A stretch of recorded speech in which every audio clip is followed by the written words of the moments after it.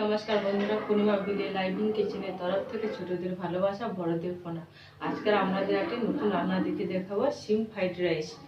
শিম ফ্রাইড রাইসের জন্য কী কী উপকরণ নিয়ে নিয়েছি: সেদ্ধ করা মাংসের টুকরো, চিংড়ি মাছ, একটা গোটা ডিম নিয়ে নিয়েছি, আর ভাতটা আগে থেকে করে রেখেছিলাম।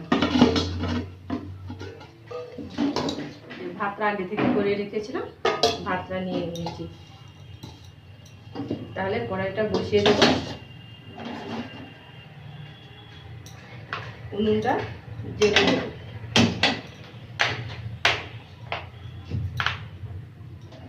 কড়াইটা গরম হতে থাক। একদম নতুন রান্না শিম ফ্রাইড রাইস। আপনারা তো অনেক রকমের ফ্রাইড রাইস খেয়েছেন, এইভাবে শিম ফ্রাইড রাইস করে খাবেন, খুবই ভালো লাগবে। কড়াইটা গরম হয়ে গেছে, মাংসের টুকরোটা ভেজে নেব।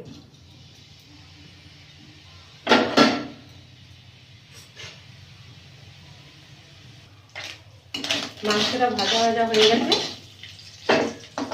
নামিয়ে নেব।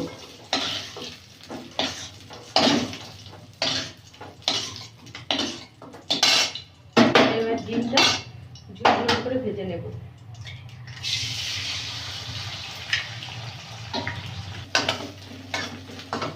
ডিমটা ঝুরো ঝুরো করে ভাজা হয়ে গেছে, নামিয়ে নেব।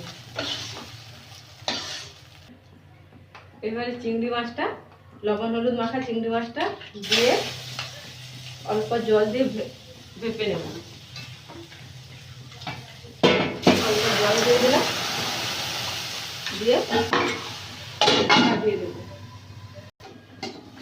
ঢাকনাটা খুলে নেব।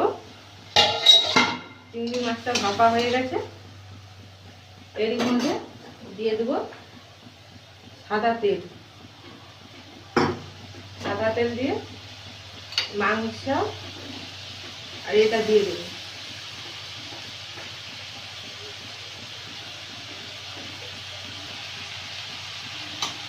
মাংস আর ডিমটা দিয়ে দিয়েছি।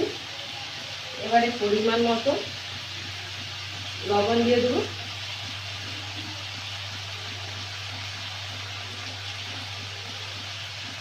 আর দিয়ে দেবো অল্প একটু চিনি।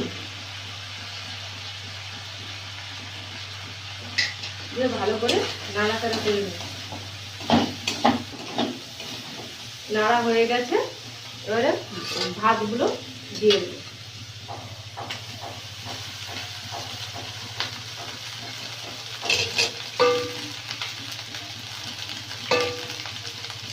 ভাতগুলো দিয়ে ভালো করে নেড়ে নেব।